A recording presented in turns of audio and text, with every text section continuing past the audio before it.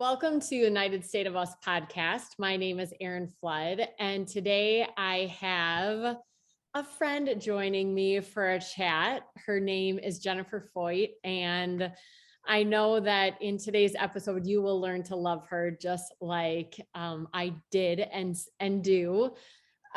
She's here to talk about her experience as a military wife.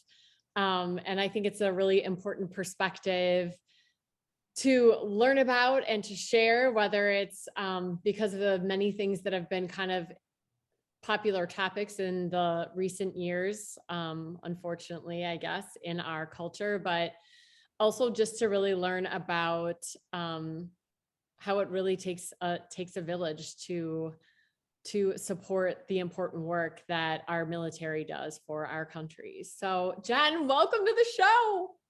Thank you. Thank you so much for having me. This is, I'm honored that you would want to hear what I have to say and that maybe your listeners do too. And just, I appreciate it. Thank you.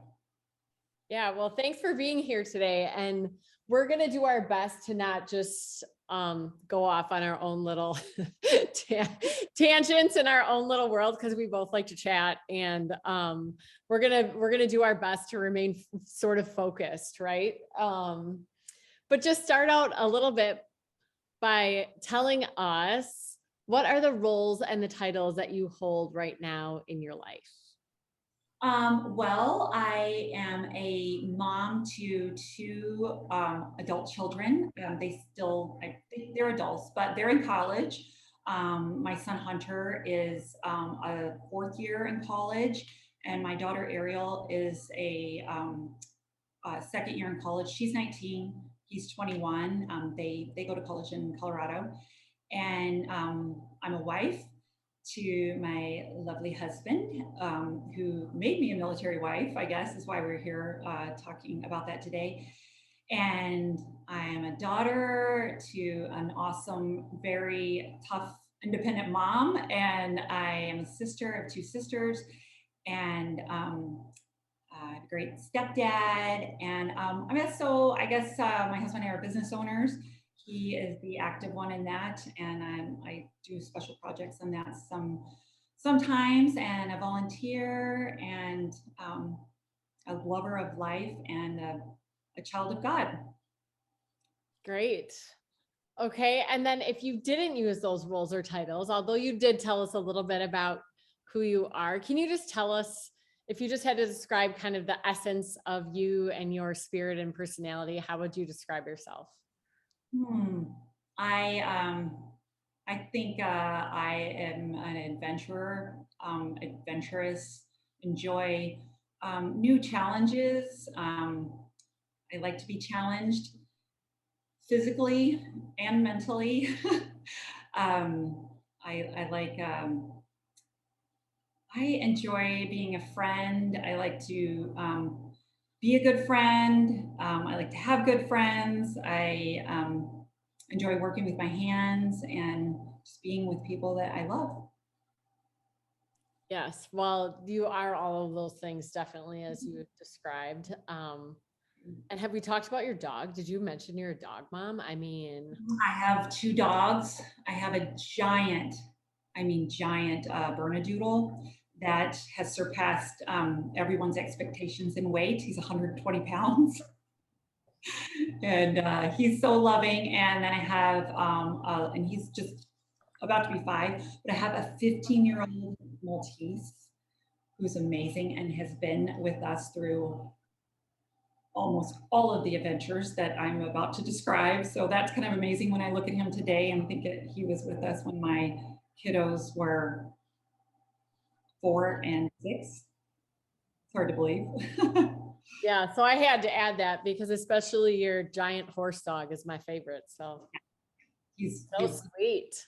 He's a very sweet guy. Yeah. So we're still busy with that kind of stuff when our kids aren't around.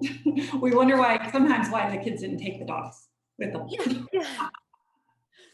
Okay, so let's just jump right into the content today. Can you tell us, and I asked you when we talked about doing this podcast, and maybe it was an unfair question because I'm not interviewing Chad, I'm interviewing you, but Have you talked about why Chad decided to join the military and maybe the role that played early in your relationship? Can you tell us a little bit about that? It certainly was. He was 5 years into his Air Force life when I met him. And so he was in essence like in graduate school when I met him because he went to the Air Force Academy. And I know he certainly, that journey started, I'm sure, when he was a kid and deciding he wanted to be a pilot. And that's what he wanted to do. I mean, he wanted to, of course, serve his country. Um, but he really wanted to do that flying fighter jets. And that has been his goal for a long time. And learning about how he got there, I was very impressed. And of course, that probably is something that attracted me to him. He had to have 2 congressional appointments to be selected to go to the Air Force Academy. And he did that through Wisconsin congressman, and went to the Air Force Academy, graduated, and achieved a fighter slot. And the premier fighter base was in Wichita Falls, Texas, where I was going to college, which I didn't even know that was a premier fighter pilot base. Had I known, I probably would have been looking for pilots, but I had no idea. And turns out it is. It's the Euro-NATO Joint Jet Pilot Training Base, like the Euro-NATO Joint Jet Pilot Training Base, which I didn't know existed, but it's a pretty important facility. So his that was his background before I met him. And yeah, I guess that probably answers that question, huh? Yeah. Yeah. So, okay. So now you meet, and obviously his involvement and his training and was probably, like you said, something that attracted you to him. But really, as you grew the foundation of your relationship, got married, started to have a family, did you know what you were getting into as a military wife? And what are the things that you think were like your early learnings about what life would be like being married to somebody who was active military? That's a good question. I am going to back up because I wanted to share with you a funny story of, first of all, when we were dating, I was amazed at what I later learned to be, it's just that his incredible level of integrity and honesty and just purpose driven, not just in the military and in his training with the fighter jets, but in our relationship. And so some of the things that he would say or do are conversations that I was so impressed, and I thought they were really just too good to be true and not anything that I witnessed in other relationships. But the very first conversation I had with him when I had barely been introduced to him was significant and was the beginning of me thinking of him as more than just this introduction that we met. But when I first met him, and we were having a conversation, and maybe he was flirting, I'm not sure what it was, but I felt I needed to tell him I had a boyfriend. And also I felt that I should tell him to impress him, but I didn't know he was a fighter pilot or in training. I said, well, he's an attorney. And he asked in honesty and not a joke, he said, this quote is so funny. He said, how could you be with him when you could be with me? After the shock wore off of that honest question, and honestly, I was a little offended. I actually, thought maybe I should ponder that. And you can see my answer with that was that he was right. I love that. And everyone should know though that he's not that guy. Like when you interact with him, like he's so not that guy. So that really makes me laugh. He really must have been very taken with you to be that forward. And very like, why? What are you doing that? And I was like, maybe I'm going to think about that for a little bit. And so we dated, and we actually dated not a very long time. And 9 months, and we got married and started our life together in both in a new place at his first assignment for F-16 training in Phoenix, which was really, really, really valuable, I think, as a new married couple to start in a new place together, almost on the same ground. He didn't know anyone. I didn't know anyone. We had no family, no friends. It was all brand new to us. So it was scary and exciting. But those were some of just living there, even in that first assignment, and learning what was that life was going to be about. I had no one in my family that was military, and he didn't either. So I really never received any kind of briefing or stories or anything before we started. So there was a little pushback probably at different times of our marriage, certainly in the beginning, not for me to him, but for me to the squadron, the establishment, because there were often like, like Chad would be like, well, we're having, a get together. Friday night is a common where you go to the squadron lounge or bar, and the pilots come, the spouses come, the kids come, and the spouses bring cookies or they bring food. And I was like, well, it's not my job. Why should I bring it? So there was a little bit of feminism, independence that I pushed back a lot on some of that stuff. But then it was really difficult because he was working such crazy hours. He was like, oh, okay, well, I'll make the cookies. And I'm like, okay, I'll make the cookies. Yeah. So like, that's like a normal job too, I guess, but there was a little pushback on that. So that was the beginning, but he was in training there. So not necessarily, I certainly didn't have an understanding of deployments or war during those that first year until further assignments, I guess. I probably, some of the danger that he really was in every day, I didn't really understand it or think about it initially. Yeah. I mean, and maybe that was okay for the time being, right? Yeah, it was a lot of fun. The whole total experience is amazing and so much fun. It's the culture of the fighter pilot world is a small group, and it's within the Air Force is, I'd say, different than I mean, everybody has their different cultures, and the backdrop is the commonality is they're all in service to our country. And the fighter pilot culture, I would say, is there. It's extremely competitive. And my husband used to say, fighter pilots are like sharks; they eat their own. I mean, there's some support. There was support with the spouses for sure, but in some ways, there's a competitiveness with the spouses too, not against each other, but I shouldn't say competitiveness.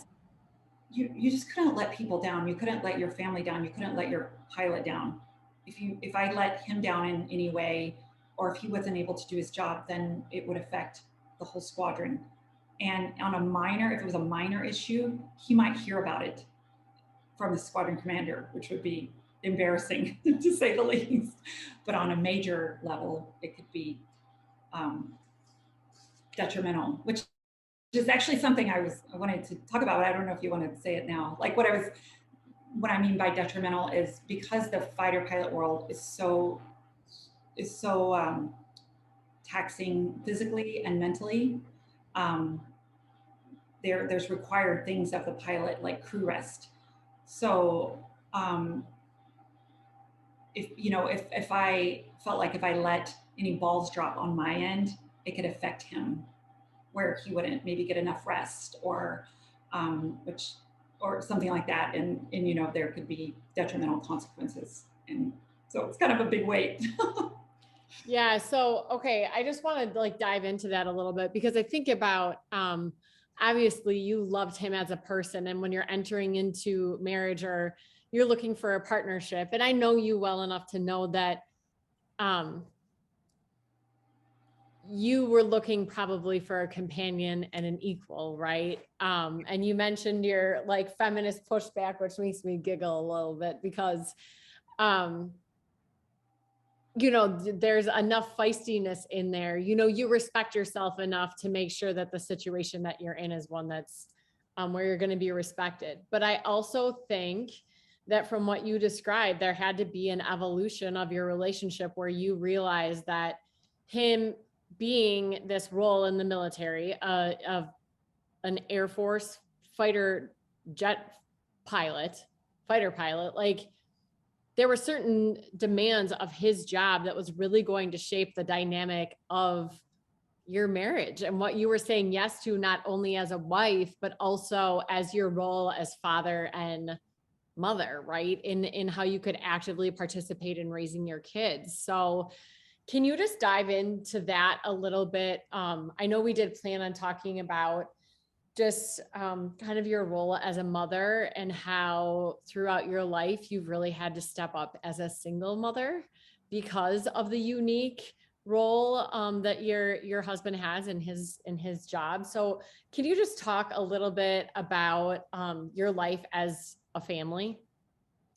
Yes, and that's a good point that there was a evolution because I was certainly really young when we got married. I just turned 24 and had just started my career as a teacher. Um, and that honestly was interrupted when we got married, and our marriage date and all of that was determined by his assignments and his deployment, his career, which were not flexible or negotiable. So there were pushbacks back and forth about like the whole like what about me and what I need to do or how I feel about the situation. But I think, as I said, as I grew and learned more about the gravity of his service and that level of commitment, that I began to take on that commitment as well and believe in that as a service. And it wasn't just him, it was me, it was our family. And that was definitely how we presented it to the kids. And not that they had to be convinced, but because by the time, honestly, that they were born, each of them, that was already our mentality. And and it really did naturally and organically evolve that way. And not that I put myself below it, but we had our, we like to say, our service to God and to our country, and we did that as a team, as our partnership. And so it was a group effort for his job, honestly, because I met him. I respected his ideals and what he believed in, and they grew to be mine as well because I felt they were greater importance, not his dreams, but the service that he was in. So I believed in them. I believe in our country, and I took joy also in having that higher calling as a family together. Um, so, having said that, it was because I believed in the cause and that was noble and good and just. I Decisions that we had to make, or I wouldn't say they were decisions, things that we had to do, came naturally and usually without pause because I just knew that I had to get the job done. And certainly, I could see that that's just what you do in service. Um, with like I mentioned, his job was that it's different than military jobs because he was a fighter pilot, so he has to fly at a minimum twice a week would be a very minimum. So it could be 3 to 4 times a week, and those are training missions, and all at every base they do that. And so they like here in Madison, there's a reserve, and so sometimes we see those jets flying over, and so when we're at any base, it's no different. So they're flying training missions and practicing like they're in war. And so they're flying at 500 knots, pulling, 5 to 8 to 9 Gs, which is very, very physically taxing. And those days are 12 to 14-hour days minimum. So when he was home, he is, like there's just not a lot of time left in the day. So I really took it upon myself to get everything that I could done, whether in parenting or certainly there was a little bit of parenting time left when he would come home, but like the home front things done so that if he was home on the weekends, that we could be together and enjoy each other and we could enjoy the kids together. So we did that. I did it and honestly didn't feel like it was too much for me because I saw what he was doing. And so I honestly feel like, and we certainly always talked about a partnership, but never laid out any roles, but it naturally went that way. And I know that he was so proud and supported me, and I supported him. And our kids, I feel like, saw all of that happening. Um, One of the examples that is really, I think probably people would be surprised about, or it's pretty extreme, but um, we had two assignments in Korea. The first one was we were just married. It was after that training that I mentioned, and that was for 1 year, and it was just Chad and I. We had a great time, but there's some it's serious being in Korea because it's a very forward operating base, and only I think about 45 miles from the North Korean border. And in fact, so the second time we were there, we had Hunter, and he was a toddler, and Ariel was born there. So an example of, and those were very long days, minimum 12-hour days, but we enjoyed being there. Actually, we were there for 2 years. We enjoyed being there because we said that the rule was they had all the pilots, they had to be on the peninsula, on the rock. We called it the Republic of Korea. So they had to be there, so no deployment. So he was home every night. So we actually thought that was a valuable assignment. But one of the things that we had to do while we were there, in case of he's training all the time while he's there in the event of some sort of escalation with North Korea. And not only does the military member have to train, but the dependents, or actually we were called non-combatants. The non-combatants have to train. And so that means myself and my two kids, Hunter and Ariel, like I said, toddler and newborn at this point, but we had to train to evacuate, like on a, some sort of military transport. So I did that all alone, of course, because Chad is training on his own mission, and so that was pretty extreme. And the thing that honestly, I definitely realized it at the moment, but when I look back at it and I think of the danger that could have happened, I guess. But one of the things that was pretty sobering is the kids we all were fitted, but my toddler and newborn were outfitted with gas masks. In the event of some sort of chemical attack. So that's so extreme, but I was able to do that because I didn't have a choice, but I was able to do it, and I did it with, purpose and determination, because I knew that Chad needed to know with all confidence that I could take care of myself and the kids, and that he didn't have to worry about that when he was flying even the training missions, or in the, horrible event that, there would be a war while we were there. So that's pretty an extreme example of our partnership, but I think those events have laid the foundation for, just a great, for everything that happened then and everything that was to come. So that. Yeah. Okay. So I do want to just, I've thought a lot about new mothers in this pandemic and how we're in such a unique situation right now to only, I have a sister who's had a child during the pandemic and who's going to have another one, who will only know what it's like to be a mother in these like kind of crazy circumstances. And all I'm thinking about listening to you right now is how you really became a mother in such unique and somewhat extreme circumstances. Very, very, and I didn't realize it. I mean, I did, but not until somebody would point it out. Like, I think I've mentioned to you before, just where we lived in downtown Korea. we had the option to live on base, but we elected to live off base, which was really unusual for someone in our position, because when you're there for 2 years, there's a 1 year assignment or 2 years. 2 year people qualify for on base apartment, and it was we decided we wanted to have more of an experience, so we lived off base. And um, uh, where we lived, there was just one parking spot, and I had my car, or it was a really large car. And so when I would get groceries from the base, I would take my newborn, we'd park it right by the apartment, and I would take Hunter and Ariel upstairs. I'd put Hunter with a cartoon and Ariel with in a pack and play, so I know she would be safe.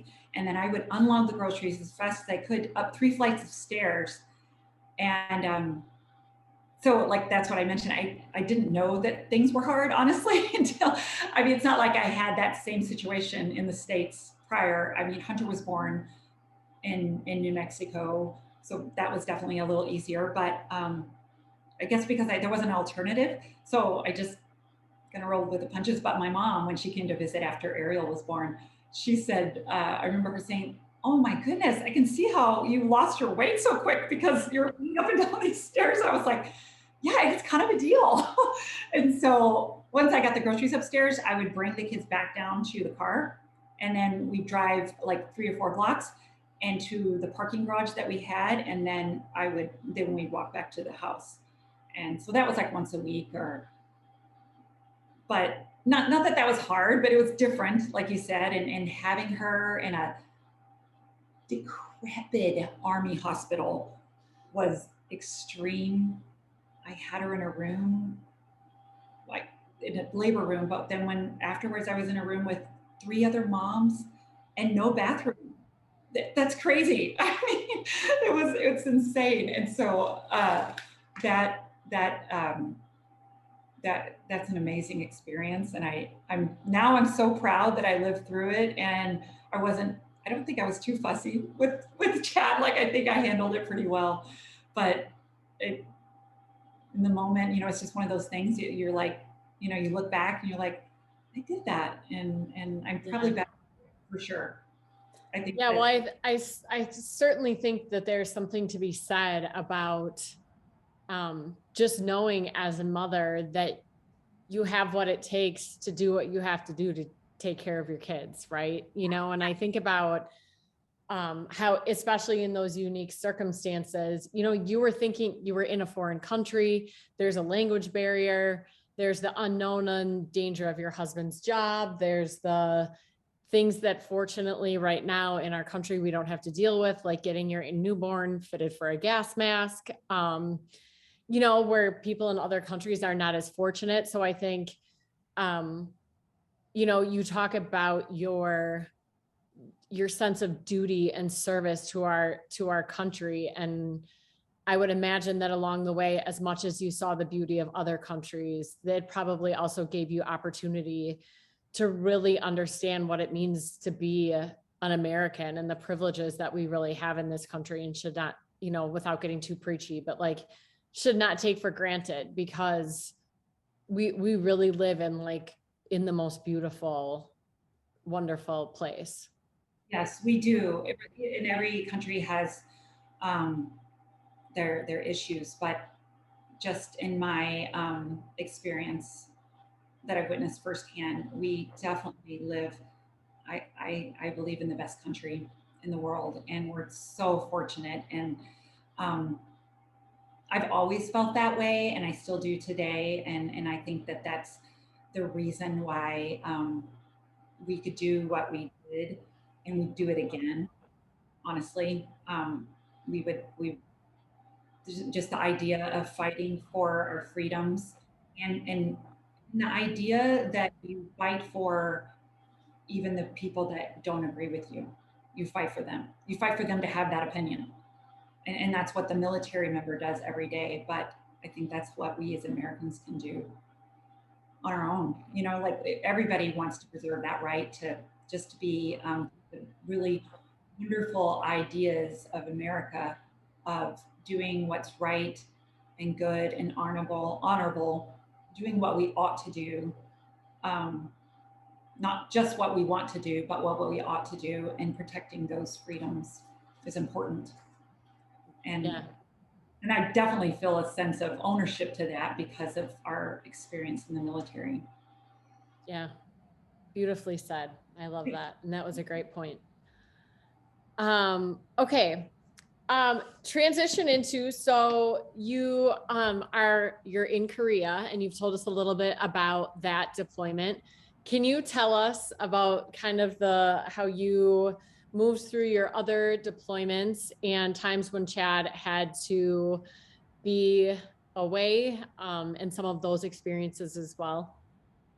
Yes, that assignment in Korea, our first assignment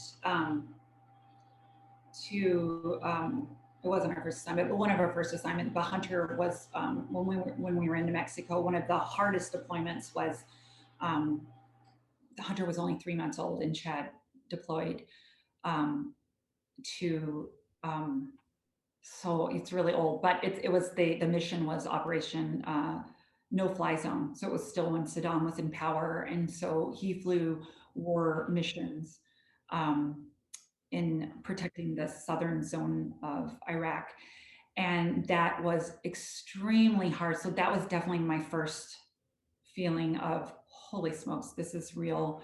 And one of the things I learned during that time that I didn't uh, I mean, I knew it, but how important our community was, and the other spouses, and when because they were going through the same thing, and I knew that. But one of the things that made me realize that it was actually my family. I could drive home at that point, and it was about a 7-hour drive to Texas. We were in New Mexico.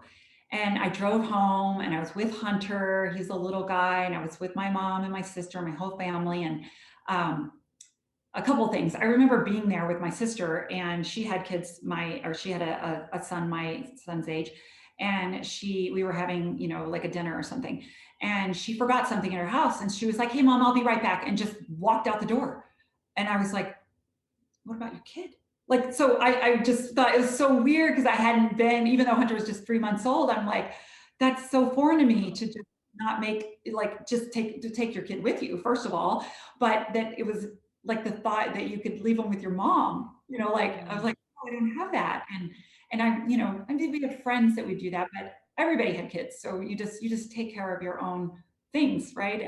And your own kids. And so I remember thinking, oh, this is going to be hard. It's just going to be me, when I won't be with my family, or family to take care of or help me with the kids. But during that time, my mom and I were arguing about something. It was insignificant. I don't remember.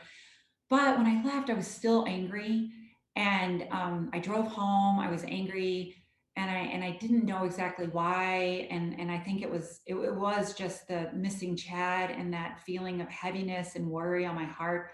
But my sister told me that she had talked to my mom, because my mom maybe was angry too, and she pointed out to my mom. She was like, "Mom, when have you ever been away more than 2 nights from your husband?"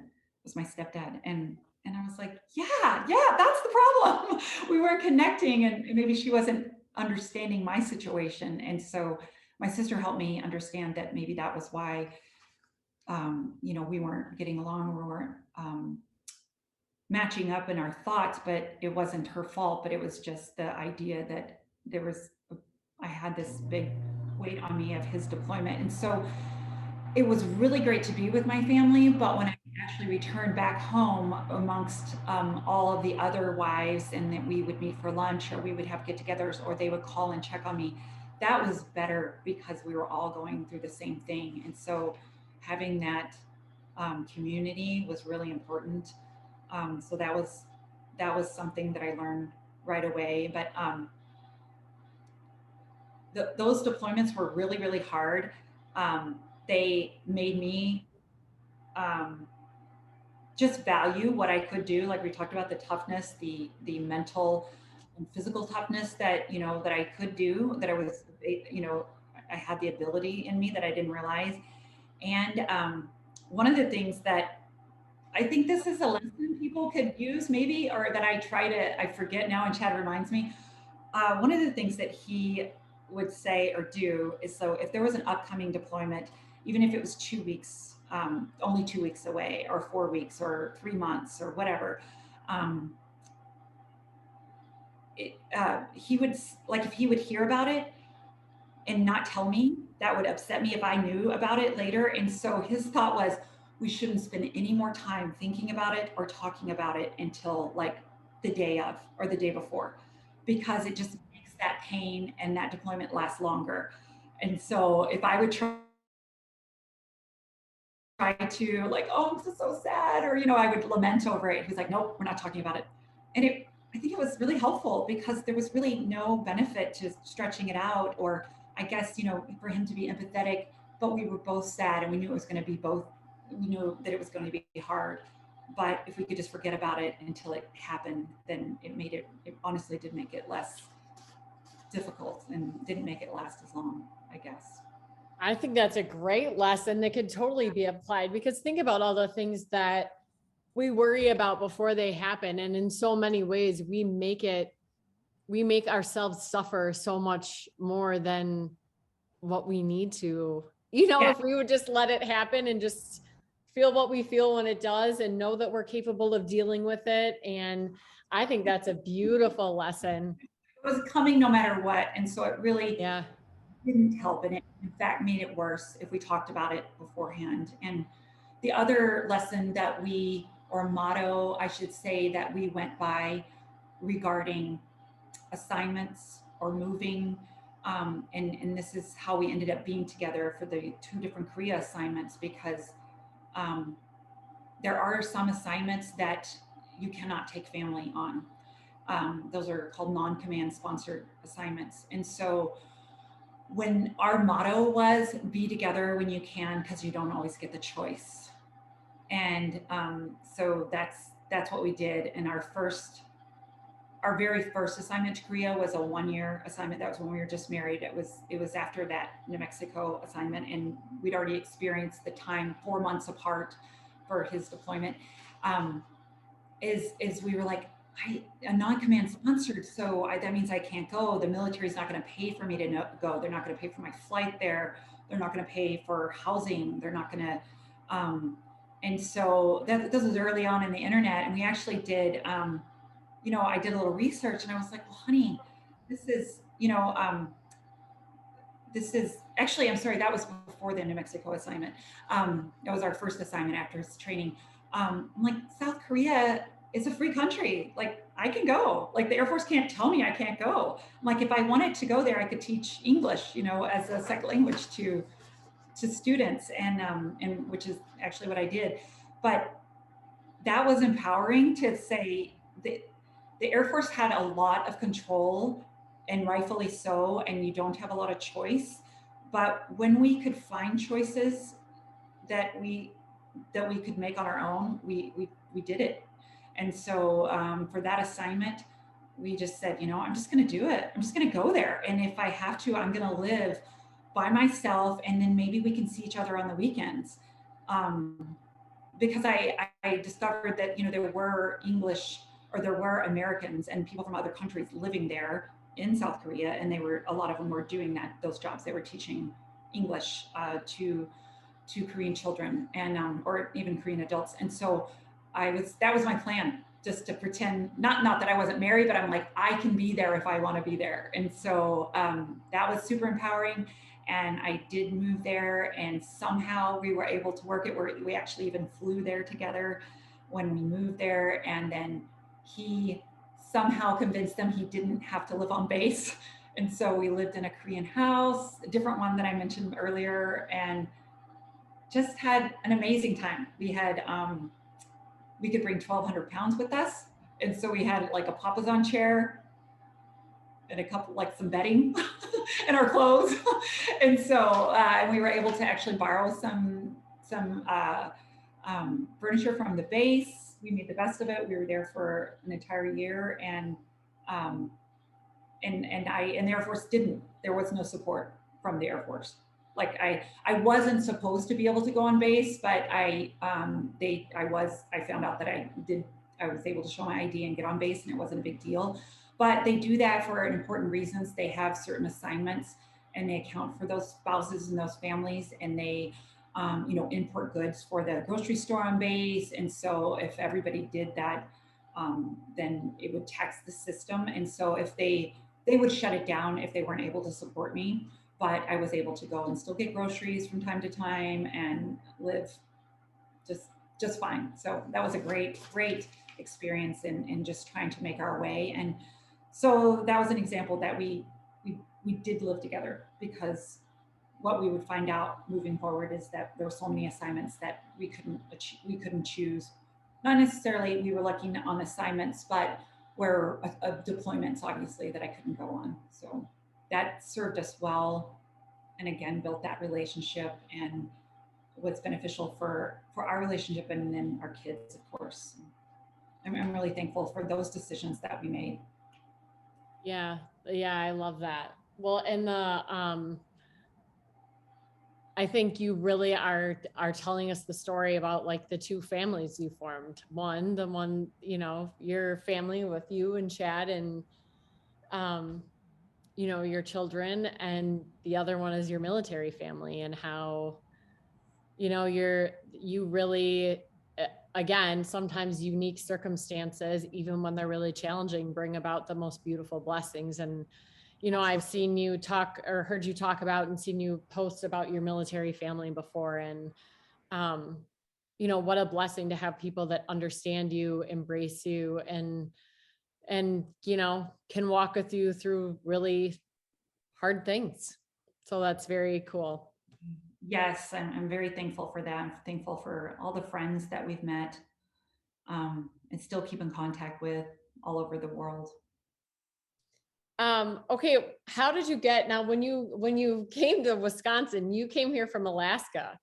So what happened between Korea and Alaska to get you to where you are now? So after Korea, there was Korea, New Mexico, a little jaunting Las Vegas. um, I know, crazy. And then back to Korea, and then Florida, um, to Texas. When we were in Florida, Florida was my husband's last active duty assignment. So the what depending on what job you get in the Air Force, it's different commitments. Usually, it's like 3 to 4 years for an officer.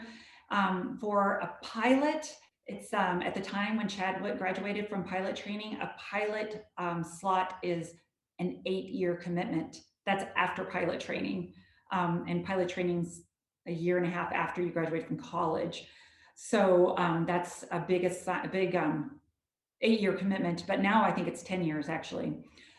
So after we actually he served, I say we, it really felt like a team. He served 8 years of active duty, and Florida in the Panhandle was our last assignment there. That was amazing. That was much less stressful there. He was in a test squadron where he tested weapon systems on the plane, but still flying and testing new things. So there was that element of danger, but just a lower pace, a slower pace for the squadron. It wasn't. The mission was testing, not preparing for escalation or a war. So definitely a lighter heart there. And but that was his last assignment. We had always kind of planned that we talked about as a career. That's the discussion all fighter pilots have is, and all my friends and our colleagues were having that about the same time. Well, do you stretch it all the way to 20 years? Do you go to like 8 to 10 years? It's like a good time to get out. And a lot of our friends were going to fly for the airlines. And Chad really, like I said, he's always wanted to fly fighter jets. He never wanted to transition to the airlines or that sort of thing. But so we decided to continue flying, but it was really the way he could do it, and we were so fortunate. It was something that we never thought was possible. Is he would transition to be a reservist, And so what that meant for practical purpose for us is he's still serving his country, he still gets to fly fighter jets, but you were a little more in control of your assignments and where you wanted to go to a certain extent, and how long you'd stay there. And so we did that from Florida, and we got to go as an assignment to Texas, which was amazing, to the reserve base there, because I got to be near my family, about a 2-hour drive from them. So we were in Fort Worth, Texas. So I didn't expect to get to do that, and they didn't get to expect that. They didn't expect that. And so our plan was to be there for 3 years, but the reserves or the Air Force opened up an opportunity for pilots to train in a new jet, and that was the new F-22, and that was something that Chad never thought was possible. It's rare that you train in a jet. It's super expensive to get trained in that jet, and that's your jet. But they wanted to start up a reserve squadron of F-22s of reservists, and so he was a reservist, so he applied, he got it, and that meant we would go to Alaska, and so, which was something we had always wanted to do in our active duty, but since we stopped active duty, we were like, those dreams are over. And we thought, honestly, we'd be in Texas and then come here to Wisconsin. But this opportunity came up, and I remember we were discussing, and he was like, what do you say, Jen? One more, one more assignment. And so we went, we loved it. We ended up staying there for 8 years. So my kids got an amazing opportunity there. And, but it was still the same job, his military job, his, not civilian, but his non-flying job was with aerospace companies. He worked for Boeing during that time and for Lockheed, but still intertwined with the jet. So our home life, all of that really just stayed the same, just kind of almost worked for 2 different companies, the Air Force and aerospace. But during our time in Alaska, that was, I think I mentioned to you, that was where, we made some of our closest friends, and just, we love it so much. It's just a part of our, my kids, I think, almost feel like that's where they're from. Mm-hmm. Originally, Alaska, because they spent the most time there. But during that time was a very pivotal moment and impactful for our Air Force family and for our kids. While we were there, we had during Chad's career, we definitely heard of fatal Air Force or jet crashes, and that would kind of bring it home that, okay, something, this could happen. This could happen to us. That's what he does every day. And but once when we were in Korea, there was a pilot that was in our squadron that we knew that had a training accident and suffered a fatal crash, which was horrible. But in Korea, we one of the pilots, his was in our squadron. He had a wife, 2 young kids. So for that was huge for our whole Air Force family, and I think that moment, those moments like that were like that, and thankfully there were not that many, really makes us, our whole family, I think, assess risk differently, perhaps than my non-Air Force, I guess, friends, maybe, I don't know. But I just feel like that moment and the difficult moments that we've been through makes us assess our risk and life differently. And I think that our kids too, we definitely probably shielded them from a lot of accidents that we heard about during the career. But that one, they knew the pilot, they knew the family. The kids were a little younger than them, but they went to the memorial service. They saw that how serious their dad's job was, and despite that, how he keeps doing it, and his purpose. So that was a big moment in that assignment of Alaska. Can I just ask you a question about the kids, as long as we're talking about the impact on them?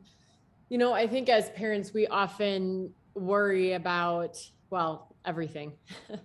Right. And you've talked about, certainly as a mother, you were in so many unique situations. And as a married couple, you were in unique situations having to navigate a life that, where somebody else was kind of pulling the strings about the fate of where you would be and how you would live.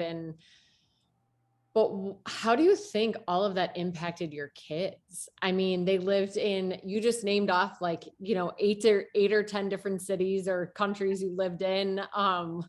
You've been all over they've been globetrotting, they've been in different schools. They had you as a mom who was a teacher, which I'm sure, was a fantastic asset to them. And, it's so funny because I'm thinking about you too, describing who you are, like the essence of you, how adventurous you are, how you're always up for a challenge, and that you're literally describing how you lived that out in your life. But what about your kids? How do you think this impacted your kids? I I think that when early on when we moved to different assignments, um, they seemed to really just roll with it, and it didn't affect them emotionally, like it was more like our situation was more logistic at that point. But the older they got and their relationships were more, meaningful and solid, it became so much harder for me, and for Chad too. But I feel like I was the one absorbing that more, and just to experience their heartache too, in addition to mine. And many times it was me leaving the moms of their friends. So that was good as far as keeping in contact with them. But then moving schools or leaving a teacher was hard.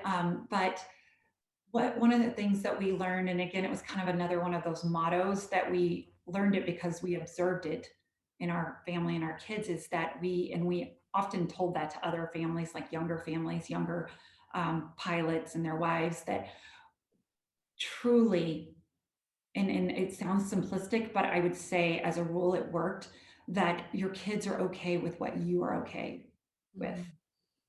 that they see you being okay.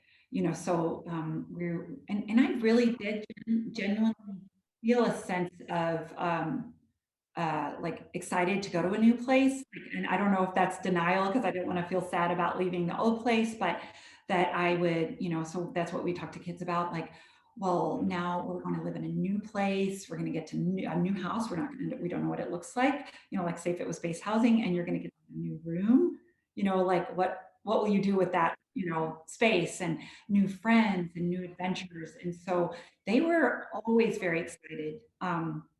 That so I think, that those experiences, the difficult times, the good times, and the, new environments that they found themselves in a lot, not just moving, but often in, like I mentioned, the Friday nights at the squadron, there's there's lots of adults and kids. And so I you know I felt like my kids, and I've gotten that feedback that especially when they were younger, that they were able to talk to adults very well, carry on good conversations and be respectful and engaging. But I think because all their life happened in those ways and organically, that they were put in those situations, in difficult situations, and um, so many ceremonies that we were in, like change of command, um, uh, different hail and farewells of people coming and going. So there's lots of, in the fighter pilot world, lots of ceremonies and different things that they were a part of, that they could see other kids, how they behaved, and what was expected of them, almost without um, being coached too much. They were able to observe what was going on. So I think I'm so thankful for their experiences too. I think that it taught them an incredible amount of resilience and mental toughness to get through difficult times. And I think that, that now when it came time to choose a college, they chose to go out of state, which I was sad about. But I'm not surprised when I think about all of these things that their thought was, oh, we've been here for 5 or 6 years in Wisconsin. Now it's time for a new place, which has been our life. But now as a mom, I'm like, oh, but I'm so proud of them, right? I didn't want them to go, but I'm super proud. And but and I think that, like you mentioned, the pandemic, I think that their previous experiences has really helped them um, thrive in spite of the roadblocks that have been put in front of all students. Just not being able to meet more students and not, being able to um, do the normal things, that a freshman or a sophomore would have been able to do in college or senior in high school. So um, I think that has helped them. And, especially in the beginning of the pandemic, I our family took some steps to help mitigate situations. My daughter was a senior, and, I kind of feel like we do this as a family. Like, if something is in our way, or if there's something we feel like it's important to get done, we'll find a way. We'll find a way to do it. And so I hope that I've conveyed that to them. I see that in their lives as adult, that they figure out a way. My biggest challenge is to not always solve it. Usually, if I could pause for just a minute, they solve it on their own. Um, and so I'm super proud of that. I think that their experiences as military kids, I think if you ask them, I think they would say they wouldn't change it, and they're proud of it. Um, I hope that's what they'd say, but I really think they would.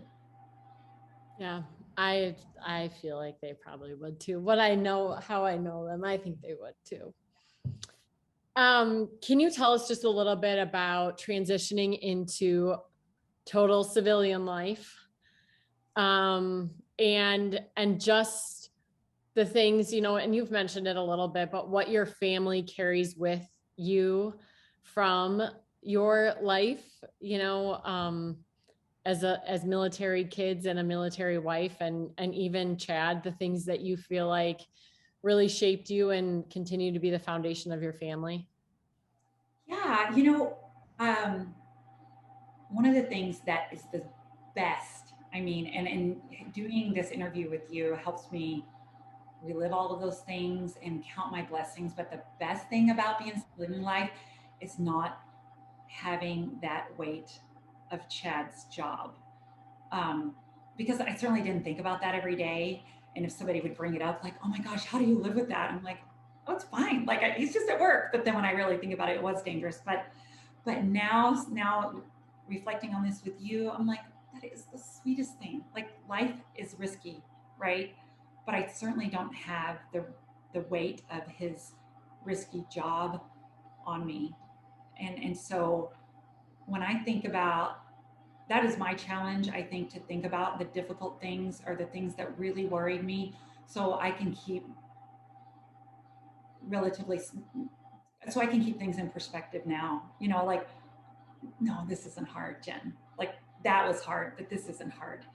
And so that's probably such a big asset or benefit or blessing that I have from the military life, that I can carry to my civilian life. And I mean, not that I think that my hardest things are behind me, because they may be in front of me, but I hope that I have the tools. I definitely think that's helped me have some tools in my tool chest to weather difficult storms.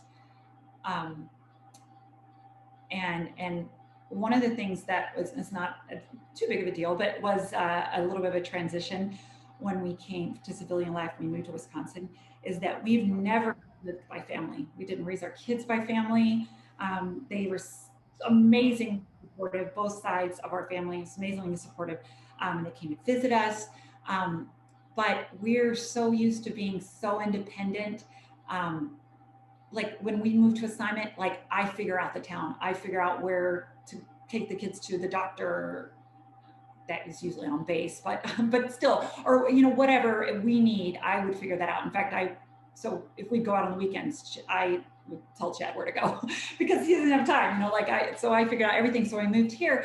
that was my goal, is like, I'm going to learn Fond du Lac, like it's an assignment, so that I feel like it's mine. And my sweet family were like, oh, let me tell you where to go, do this, do that. And so, and all of us, our independent nature was like pushing against that. And so, but we figured it out. And just honestly through communication, like I remember having a conversation with my mother-in-law. I'm like, I'm just not used to, I'm used to being so independent. But that conversation helped me just embrace having family too, because that's the best thing. It's the best blessing, and I love it to this day. I love it that we can have family come to the kids sporting events, and that I can go to my niece and nephew's sporting events, or whatever their school events are. I mean, that we we missed 20 years of that, honestly. So that's been, there's been so many blessings. And I think Chad went through a little bit of adjustment not flying fighter jets, but I felt complete. That 20 years was plenty. And like I said, it was both physically and mentally taxing. So I wanted him to be as intact as possible for the second half of our life and our marriage. And I shouldn't say second half, we have more than half to go.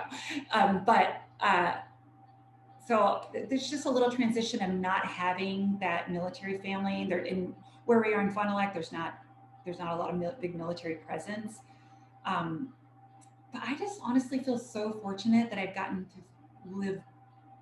I almost feel like two totally different lives, Mhm. and and I really really really feel thankful for that. And I love that I still have friends that their husbands are serving, and most of them are like we are, living a different life. But I'd say most of them live where other military people live, so they have a little, they still have that background around them.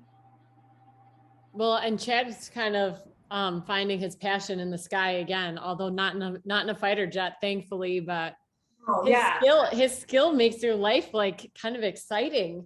You can yeah. sail off to adventures, right? That was always his dream, to have his own airplanes. We have a small airplane, and we love it. We go see the kids. The kids fly with us. It makes me super nervous, but I do it anyway. I mean, I have so many friends. Like I've posted, pictures, and some of our friends are like, "Oh my gosh, I wish my wife would want to fly with me." And I'm in my mind, I'm like, "Wait, do we have a choice?" And so I certainly do, but I just feel like that would be super disappointing for Chad if I didn't. But I know I always am happy I do it, but it does make me super nervous, which is silly because he's the best pilot I could ask for. And but yeah, he loves that. He loves it, and I think that fills his cup and his and our business. He runs a partners with his dad and brother in a wealth management business, so it's really come full circle, and I couldn't dream up a better scenario. Honestly, it's just been the best. And um, kind of back to that point of like we've gone through difficult times, and it can help us today. Even at work, when things were a little high paced and stressful, I would jokingly with him, I'm like, honey, really? You flew fighter jets? Is what you're doing right now that hard? He's like, you're right, you're right. So that can always get him out of something where he feels it's difficult when I remind him of what he's done. So that's good. That's good fun. Well, that's wonderful. That's wonderful. You all are so special, and I'm glad that your final assignment that you've chosen to be here, right? Yes, yes. I love it. I love it. I'm glad to know you and all the friends that I've met. It's a great place. It's a great community.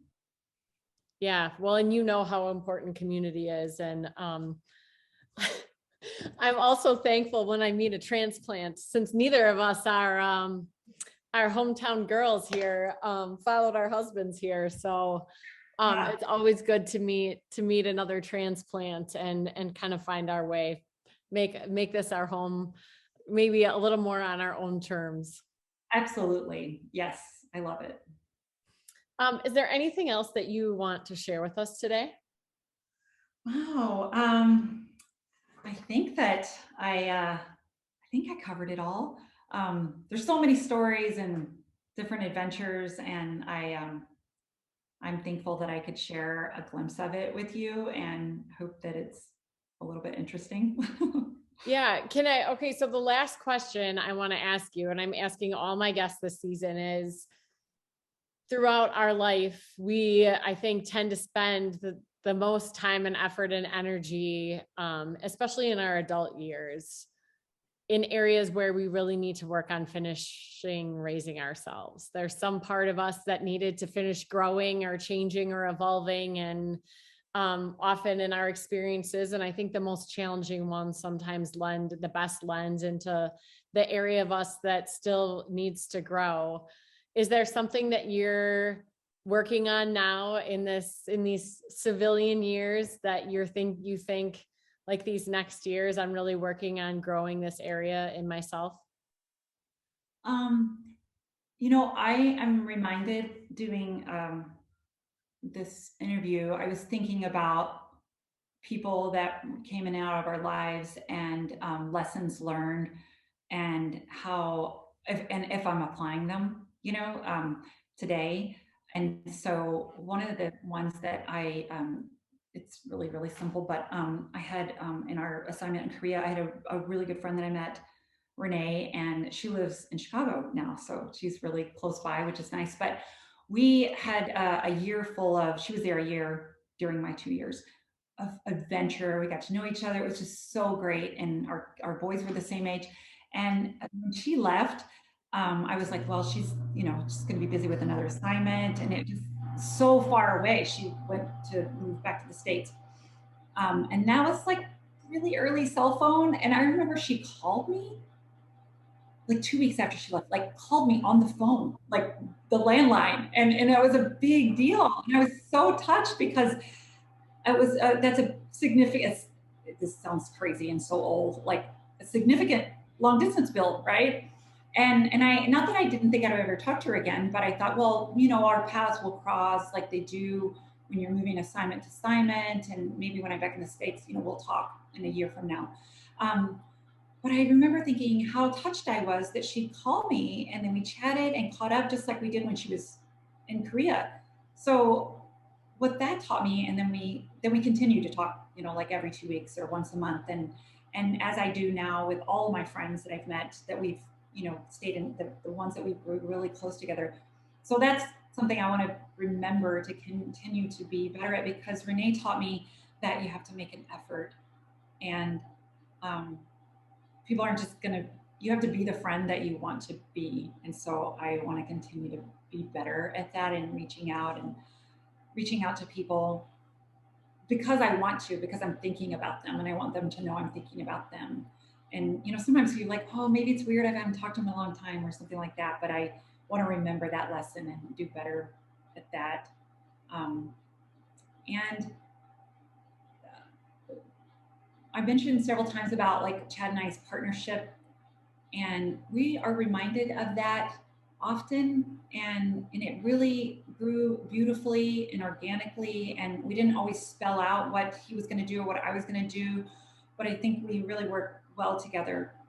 And one of the things he said when we were dating, and so this is what I want to continue to grow and nurture that partnership, um, and this is what I want my kids to know, and I think it's really important, and what I pray on for them, and I want to be better at it all the time, is that partnership. But just the idea that you certainly can do all of these things that Chad did, that I did without your partner, but it definitely makes, I think it creates more success, more fun, more support. And so with that, I just feel like that's the most important decision of your life, is the partner that you pick. And that's what I'm hoping to continue to grow that as an example for my kids. And then I pray that they find that too, in their lives. I love that. It sounds so cheesy, but it's true, right? It is true. It is That so, one, so, so true. said that when we were dating, and I was like, what? That's true, right? And then I Yeah. feel like life has played out for that, and I I don't want that to go stale. So that's how I want to continue. One of the ways I want to continue to grow is to continue to be a good partner. And it kind of works the same as the friendship thing, right? Be the Yeah. spouse you want to have, be the friend Yeah. you want. Yeah. Beautiful. Thank you. Thank you. Well, on behalf of this Marine daughter and granddaughter, I'm so happy to have you share your experience with us as an Air Force wife. And one of the things I have always admired the most about you is how principled and trustworthy and honest, and really such a patriot. And I really admire all those things about you and your family very, very much. So thank you for your service. I really believe that you were serving. And Thank you. I appreciate that. I felt like it too. I think that all the spouses that I served with feel that way too. And I'm so honored that I was a part of it in Chad, in that, in within our family, but a part of it to serve along other wives. I mean, there's way more strong, tougher wives than I, and I I'm amazed at some of the things that they did, and so I got so much strength from them, and like, okay, you can do that, I can do that too. I gotta pull my bootstraps up. So I'm so thankful for that opportunity. I'm thankful for that you had me on, and I got a chance to talk about it and relive some of these things. It's good for it's nice to look back and to remember where you've been. yeah, I totally agree. And for anybody who listening who is a veteran or currently serving active duty, whether you are male or female, or you're on the home front or following the person serving around the country, thank you on behalf of myself, and I'm sure on behalf of Jen and her family as well. Big deal. Yeah, it is a big deal. So that concludes this episode of the United State of Us podcast. I'm Erin Flood. Don't forget to subscribe to the show and stay up to date on the most current episodes.